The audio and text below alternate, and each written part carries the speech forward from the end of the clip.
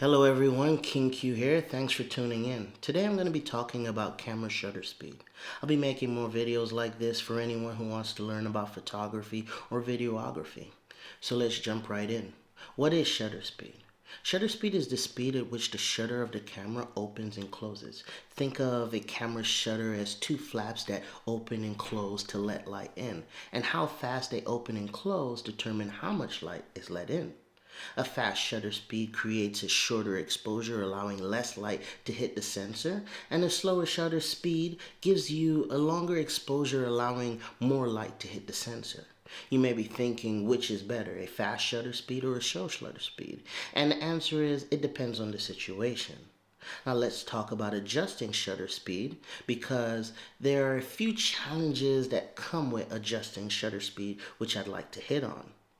When you adjust shutter speed, you need to consider two things: light and motion. If you leave the shutter open for a longer amount of time to capture more light, any motion will affect the photo. Anything that moves in the frame during that time gets blurrier.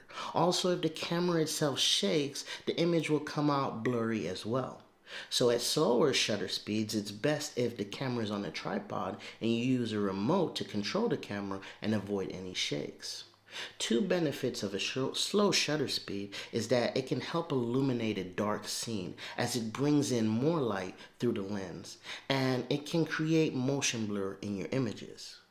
The opposite is true with a faster shutter speed. With a faster shutter speed, the lens is open for a shorter length of time, so less light enters the lens. This makes low light a challenge and shows us the importance of a well-lit scene. Be sure to keep this in mind as you shoot, or you could end up with very dark photos that miss what you were intended to capture. A fast shutter speed is crucial when it comes to not missing the moment, especially with fast moving subjects, because you can freeze time with a fast shutter speed.